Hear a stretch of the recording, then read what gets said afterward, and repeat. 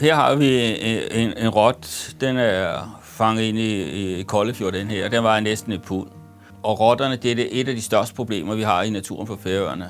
Alle de største øer har rotter, og det er årsagen til, at lunder, skrop, drunkrytterne er blevet fanget af et.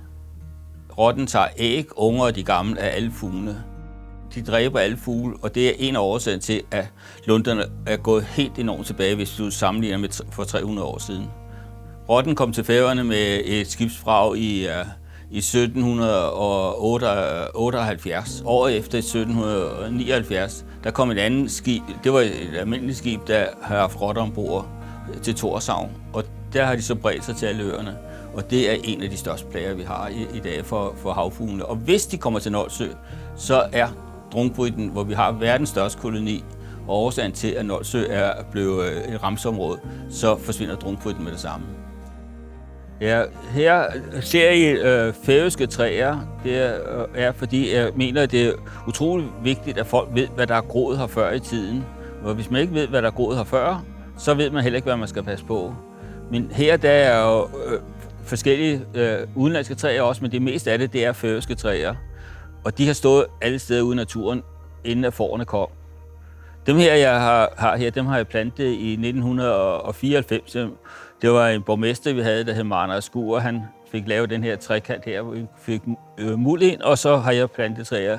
Så små aflægger ud i fjeldet forskellige steder, og så har vi den her skov her. Og her der ser vi, det er urtepilen, vi ser her. Det er Færøernes mindste træ. Og når jeg sidder her, der kan jeg vise med det samme. Det her, det er bæralt. Og bæralt, de har stået alle steder på Færøerne før.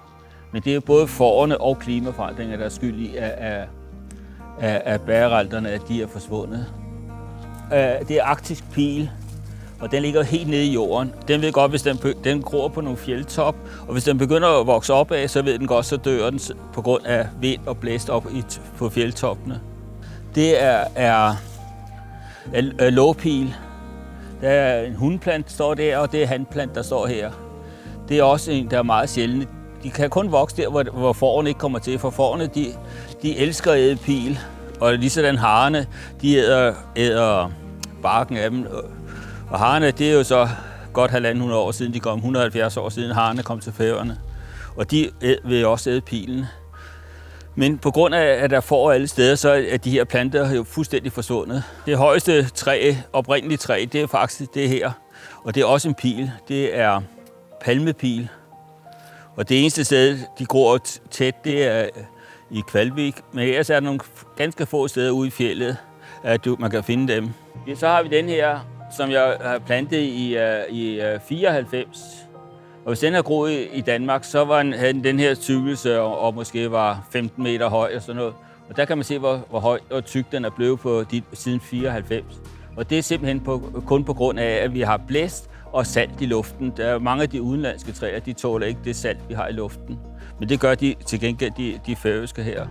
Det, jeg kalder færøske træer, det er nogen, der har stået her siden sidste istid. Altså de sidste 10.000 år.